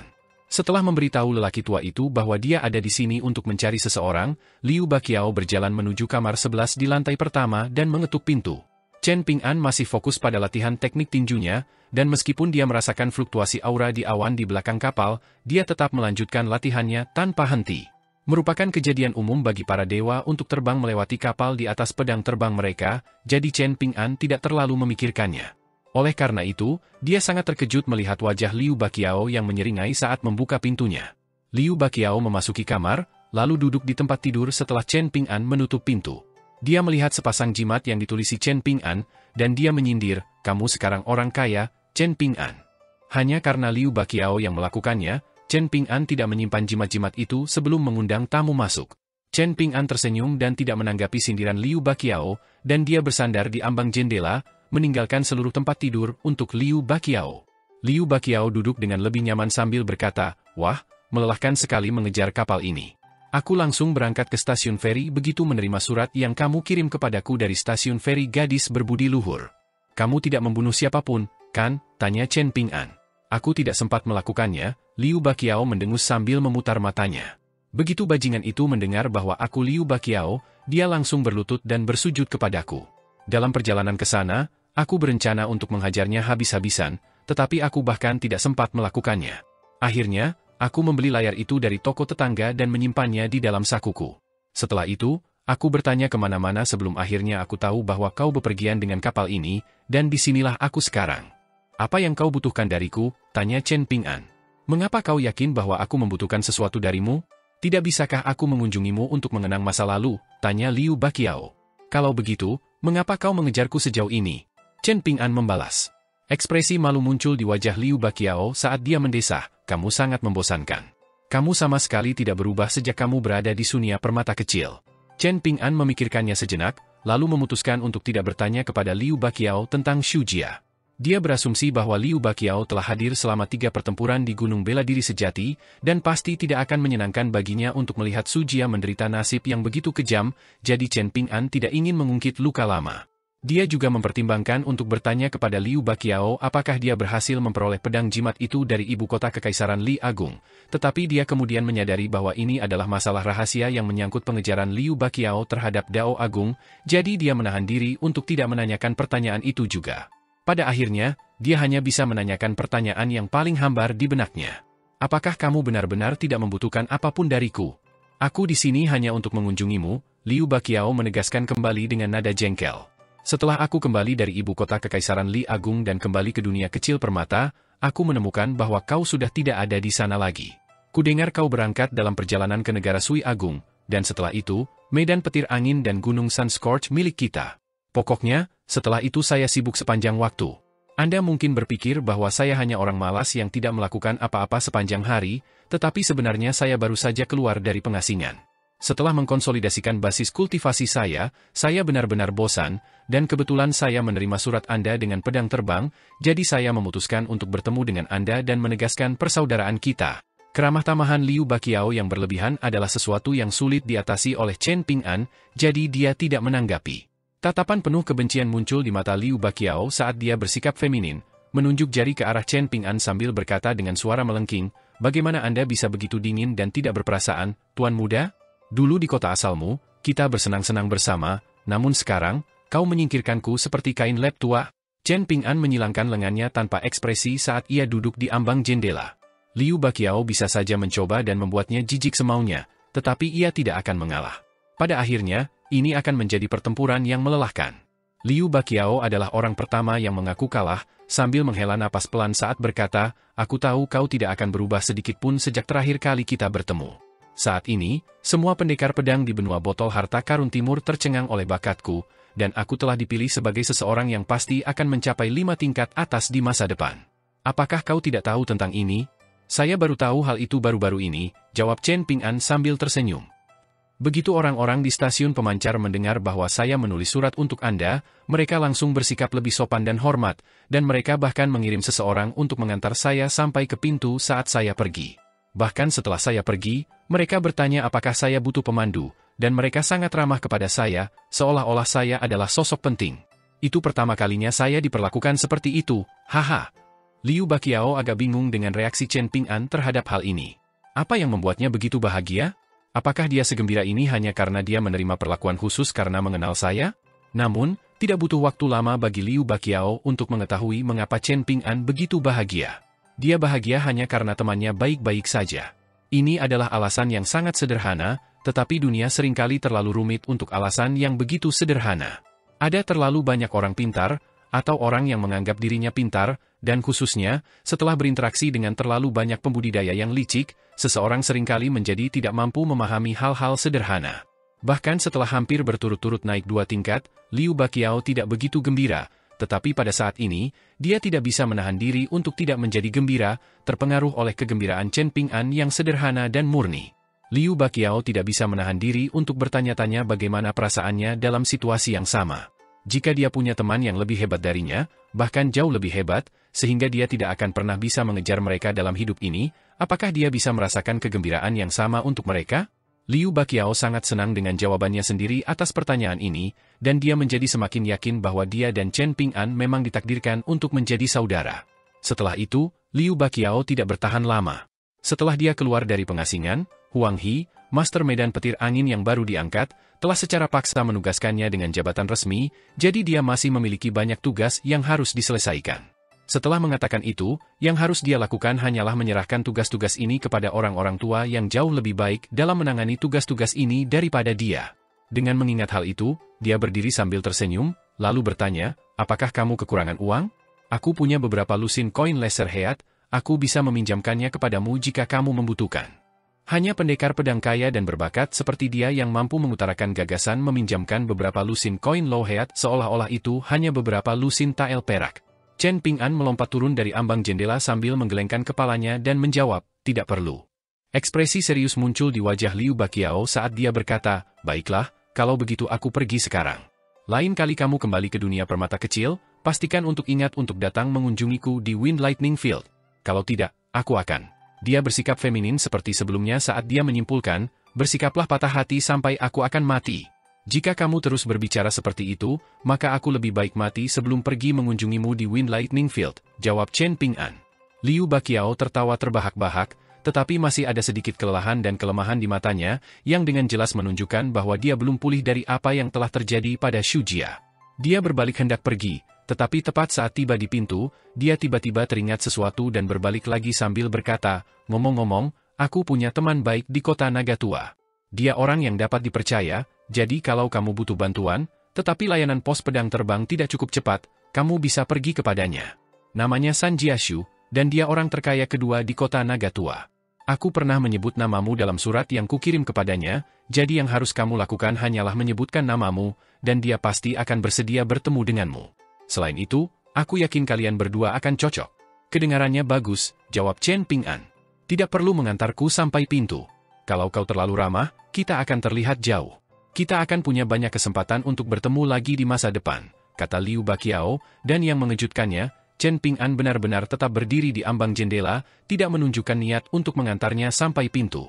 Dia tidak bisa menahan diri untuk tidak menggelengkan kepala sambil tersenyum pasrah saat melihat ini, dan setelah menutup pintu, dia tidak langsung terbang di atas pedang terbangnya. Sebaliknya, dia berjalan ke arah penyuling tua dari Muton Fat Hall yang mengawasi kapal ini, dan baru setelah mengobrol dengan lelaki tua itu beberapa saat, dia akhirnya berangkat.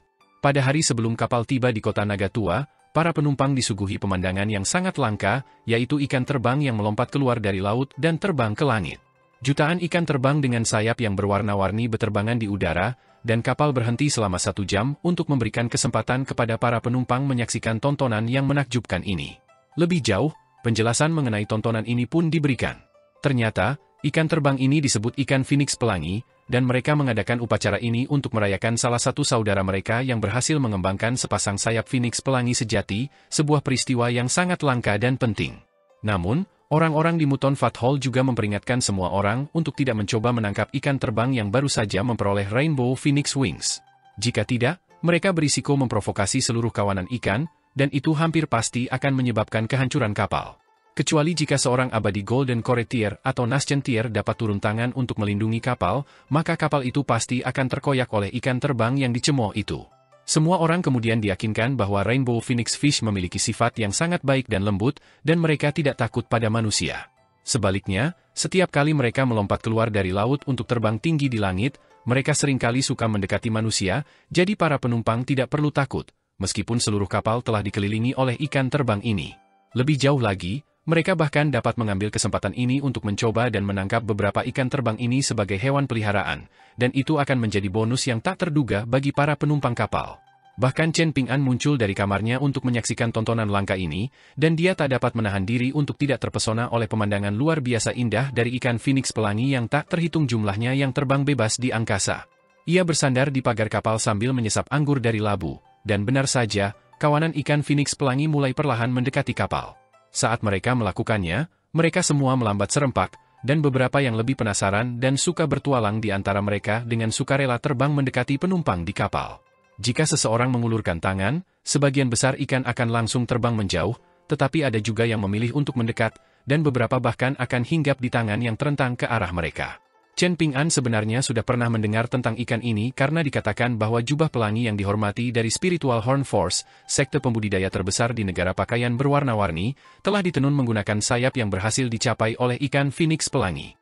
Pemakai jubah pelangi diberikan perlindungan terhadap semua kemampuan mistik, dan yang paling luar biasa tentang jubah ini adalah bahwa semua pedang terbang milik para pendekar pedang dari 5 tingkat tengah akan mundur dengan sendirinya saat mendekati pemakai jubah tersebut. Chen Ping-an juga mengulurkan satu tangan seperti banyak orang lain di kapal, tetapi tidak ada satupun ikan terbang yang mau mendekatinya. Jadi, dia hanya bisa dengan malu menarik tangannya dan menenggelamkan kesedihannya dengan lebih banyak anggur. Tidak lama kemudian, kapal melanjutkan perjalanannya ke selatan, dan saat berlabuh di stasiun feri kota Nagatua, Chen Ping-an akhirnya menyelesaikan perjalanan dari titik paling utara benua botol berharga timur ke titik paling selatannya.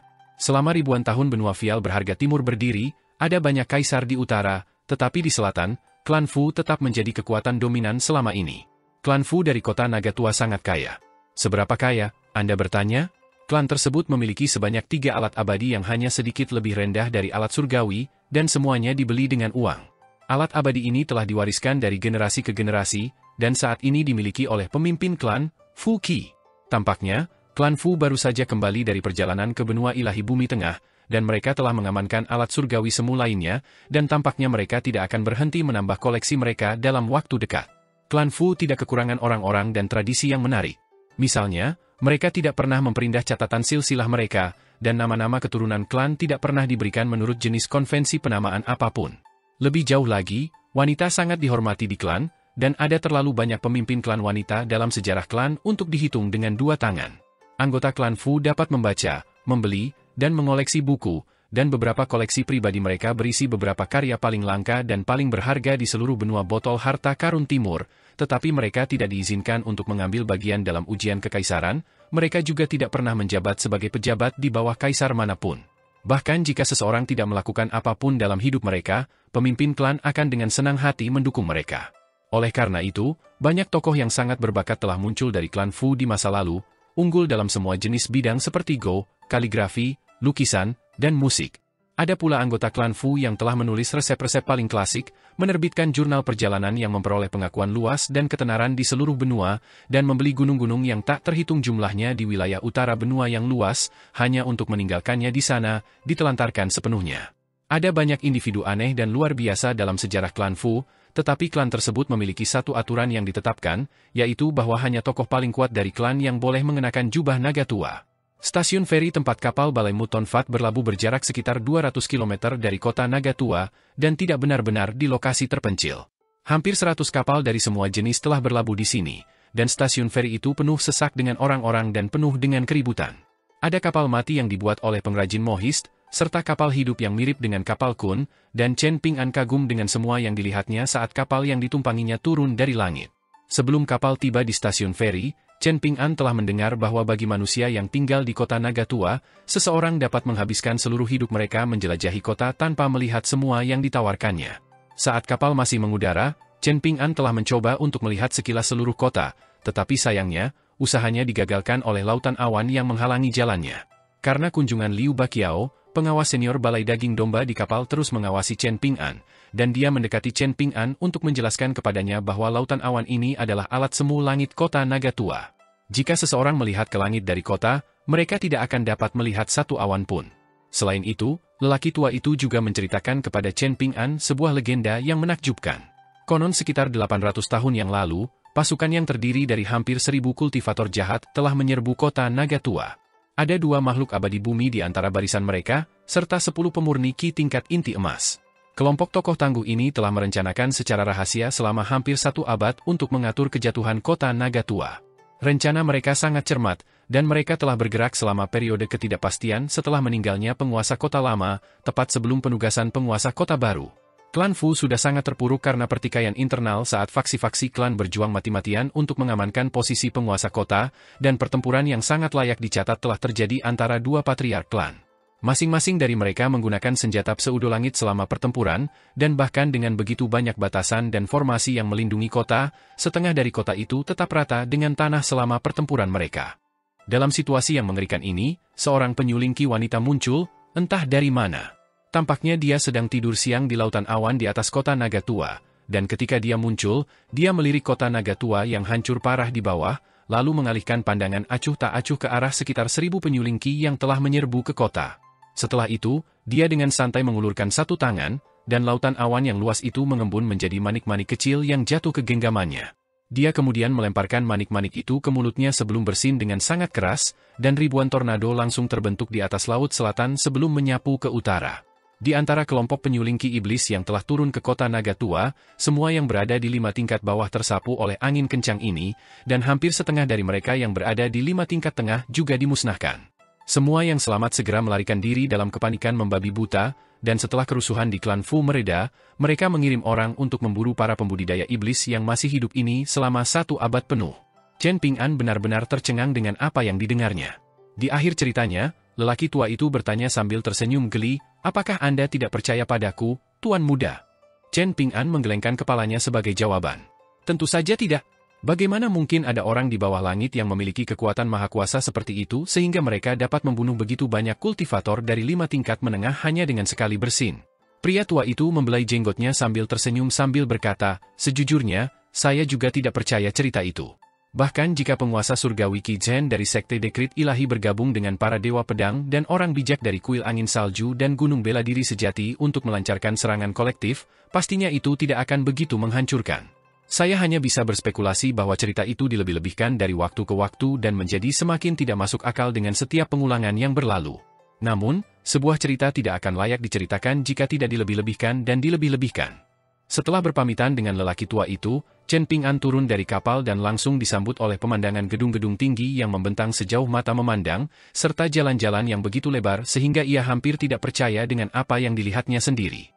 Meskipun jalan-jalan itu luas, jalan-jalan itu tetap saja penuh sesak, dan Chen Ping'an dengan cepat merasa pusing saat ia berjuang melewati kerumunan. Pada titik ini, dia bahkan belum sampai ke kota, dan dia tidak tahu bagaimana cara melacak toko obat debu tempat Zheng Dafeng bekerja. Saat mengobrol dengan lelaki tua dari Balai Lemak Daging Kambing sebelumnya, Chen Ping'an telah bertanya kepadanya tentang Gunung Stalaktit, bertanya-tanya apakah dia bisa sampai di sana dengan kapal antar benua, tetapi lelaki tua itu benar-benar bingung.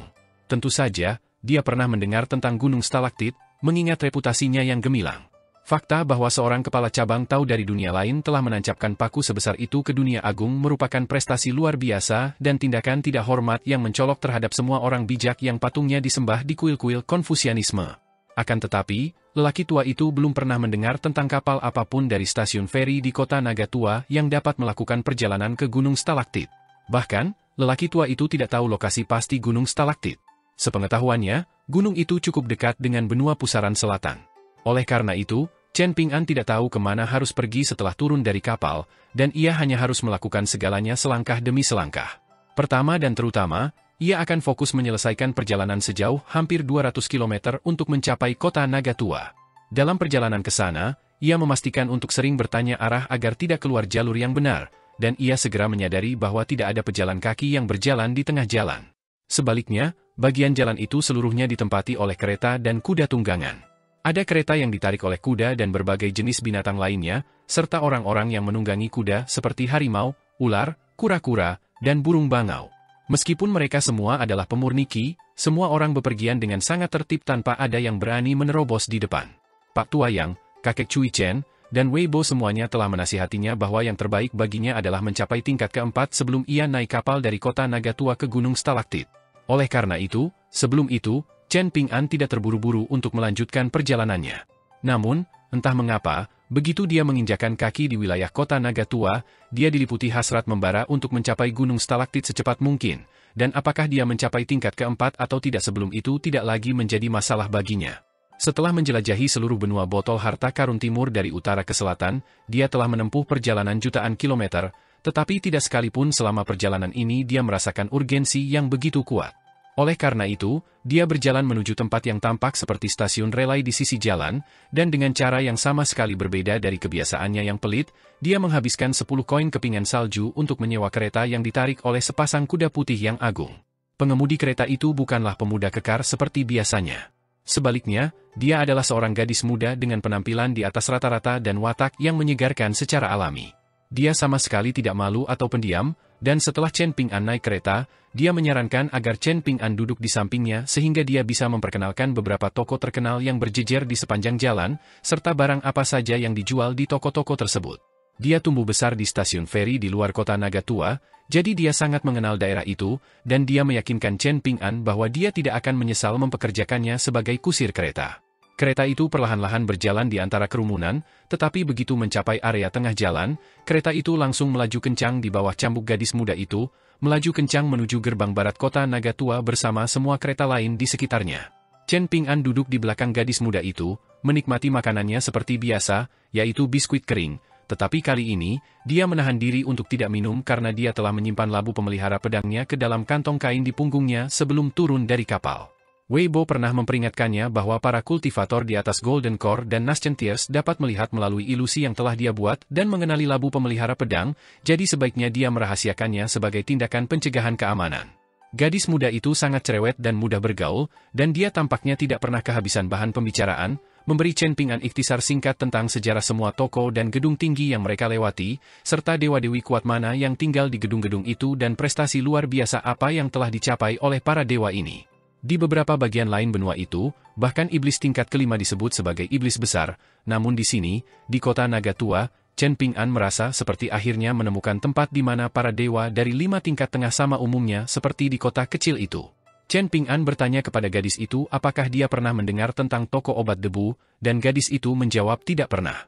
Gadis itu memberitahu Chen Ping'an bahwa dia belum pernah melihat kota Nagatua karena kota itu terlalu besar dan terbagi di kota luar, kota dalam, dan kota Fu.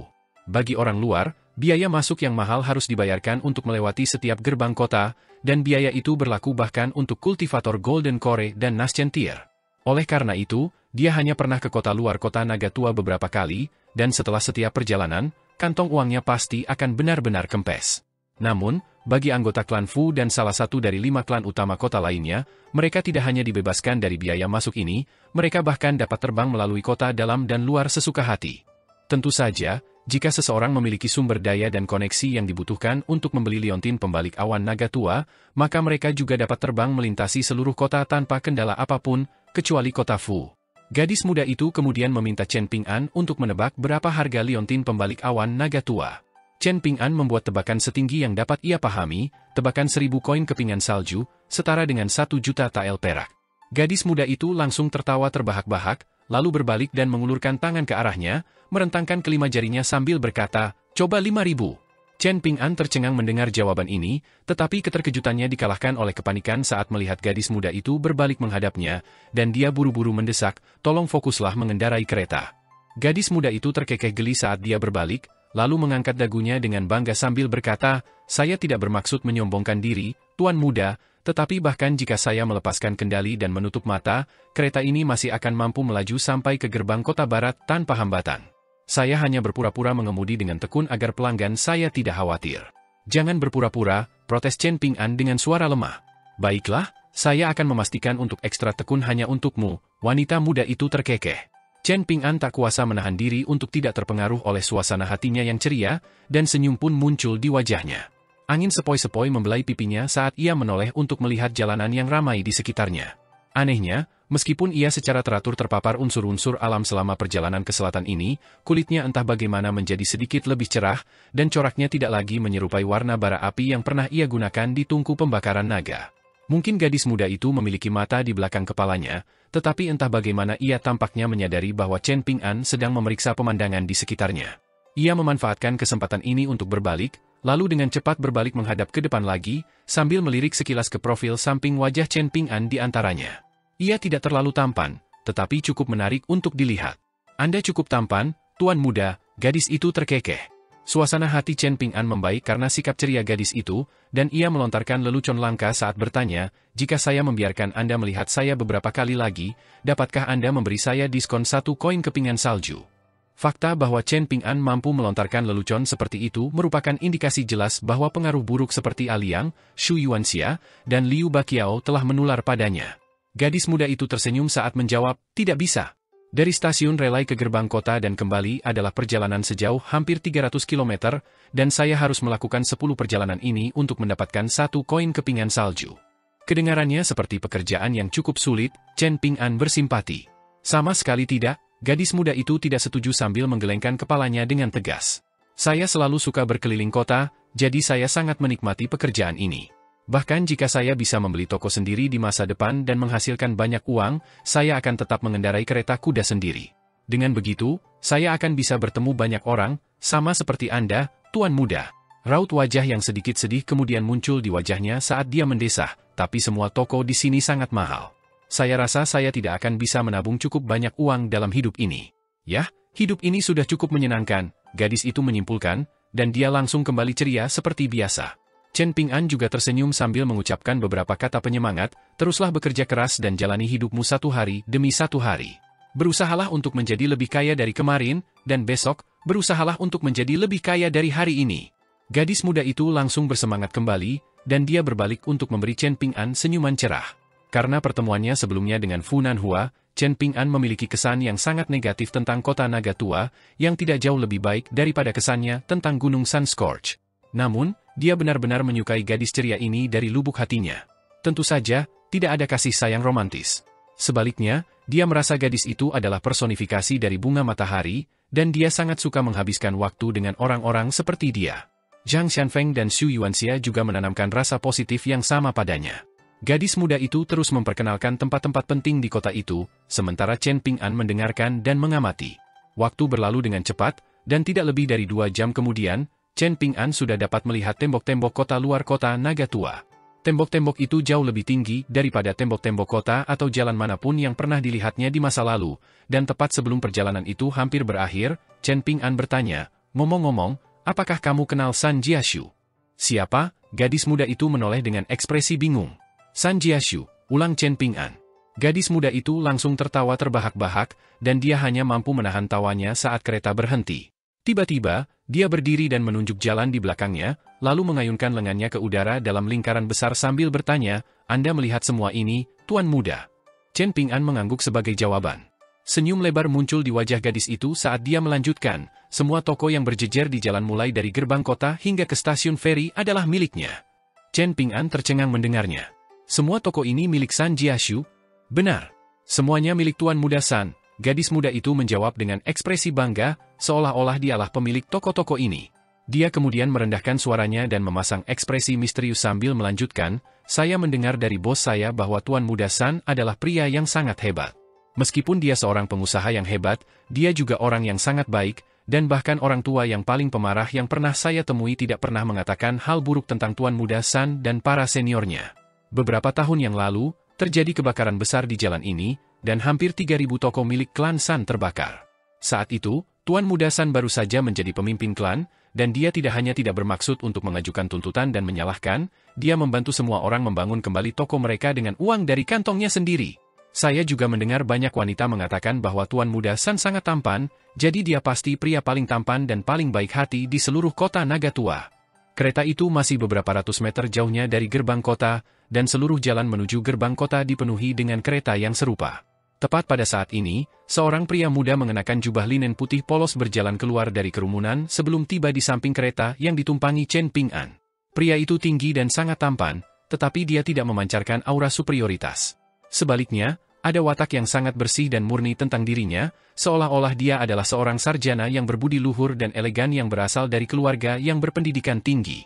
Ada banyak pejalan kaki yang bergegas melewati celah-celah kereta di kedua sisi jalan, dan seseorang tanpa sengaja menyenggol bahu pria itu saat dia lewat.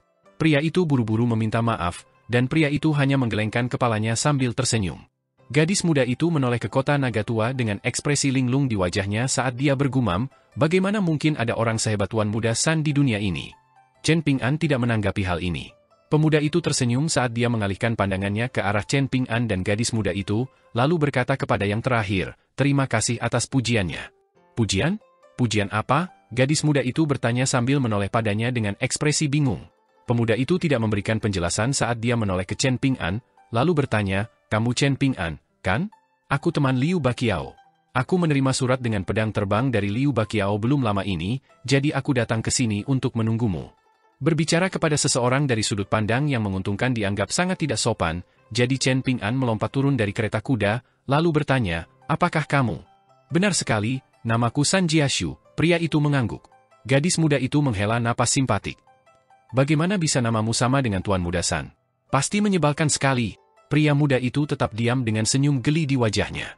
Gadis muda itu mengucapkan selamat tinggal kepada Chen Ping-an, lalu memutar keretanya sebelum berangkat. Chen Ping-an berjalan menuju gerbang barat kota Nagatua bersama San Jiashu, dan saat berjalan, dia tidak bisa menahan diri untuk bertanya, San, Tuan Muda San, apakah benar Anda pemilik seluruh jalan ini? San Jiashu tidak berusaha bersikap sopan saat dia tersenyum dan mengangguk sebagai jawaban.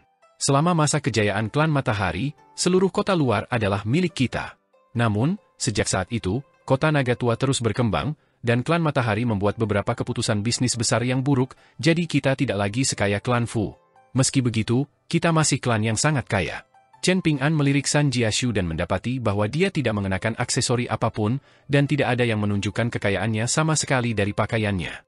San Jiashu tersenyum sambil bertanya, apakah kamu mencari liontin pembalik awan Nagatua?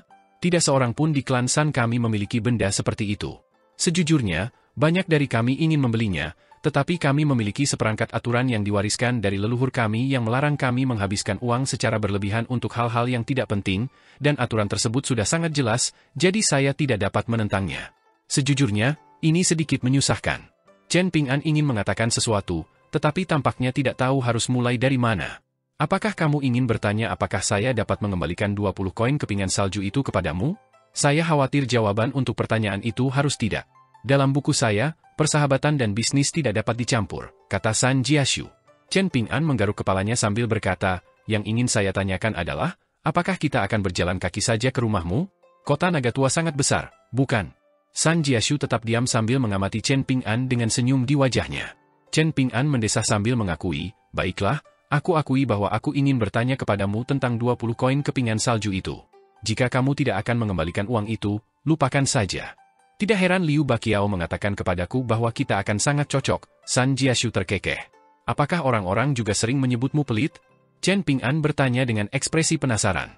Kombinasi antara geli dan jengkel muncul di wajah San Jiashu saat dia menggelengkan kepalanya sebagai tanggapan. Liu Baqiao mengatakan bahwa kami berdua miskin, tetapi suka berpura-pura kaya. Chen Ping-an benar-benar bingung mendengar ini.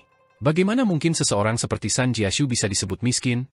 Saya memiliki kemampuan yang agak unik yang memungkinkan saya melihat kekayaan yang telah lolos dari genggaman seseorang, San Jiashu tiba-tiba berkata. Dia kemudian berhenti dan menoleh untuk melihat Chen Ping-an sambil melanjutkan, saya dapat memberitahu Anda sekarang bahwa nilai gabungan dari barang-barang yang telah Anda berikan lebih berharga daripada seluruh kota Nagatua.